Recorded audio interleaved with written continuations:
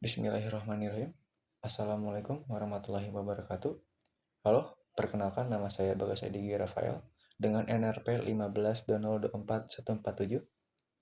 Dalam video ini, saya akan memaparkan proyek IoT yang sedang saya kembangkan, yaitu sistem pemantau kualitas dan ketinggian air dengan fitur pengalihan jalur air otomatis menggunakan servo.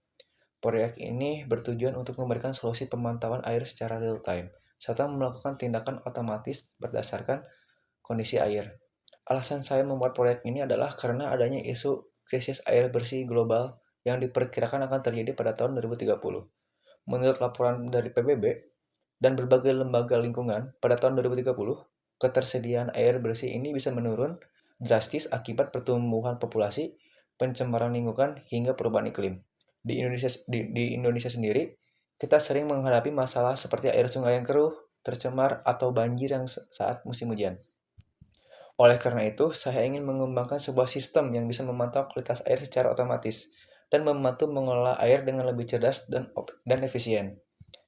Dalam proyek ini, saya menggunakan beberapa komponen utama, yaitu ESP32, yang berfungsi sebagai microcontroller utama yang memiliki koneksi Wi-Fi. Lalu yang kedua itu adalah sensor turbidity untuk mendeteksi tingkat kekeruhan dari air. Lalu yang ketiga ada sensor water level untuk memantau dari ketinggian permukaan air. Yang empat ada servo motor yang berfungsi untuk mengatur arah aliran air. Apakah air ini akan langsung mengalir ke tempat penampungan air atau akan melalui sistem filtrasi terlebih dahulu. Lalu yang terakhir ada power supply sebagai sumber daya untuk ESP dan seluruh komponen utamanya. Semua komponen ini bekerja secara terintegrasi untuk menjalankan logika otomatisasi sistem. Lalu selanjutnya saya akan menjelaskan bagaimana alur data dalam sistem ini bekerja. Pertama, air yang masuk dipantau oleh dua sensor utama, yaitu sensor turbidity yang membaca kejernihan air, dan yang kedua itu ada sensor water level yang mengukur ketinggian permukaan air. Dari data sensor ini dikirimkan ke ESP32 dan ESP32 ini akan melakukan dua fungsi. Yang pertama itu adalah mengendalikan servo. Jika air ini bersih, maka servo akan mengarahkan air ini langsung ke tempat penampungan air. Jika airnya keruh, maka servo akan mengarahkan ke sistem filtrasi terlebih dahulu.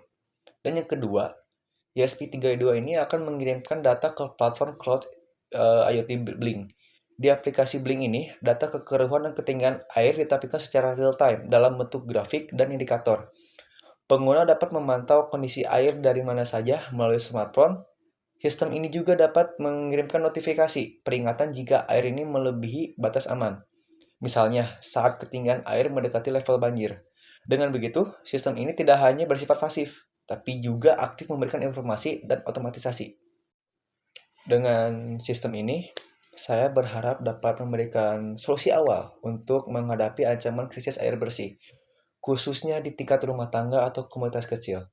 Sistem ini juga bisa digunakan untuk pemantauan kualitas air sumur, sungai kecil, atau bak penampungan, dan juga bisa diperluas untuk sistem pengolahan air otomatis.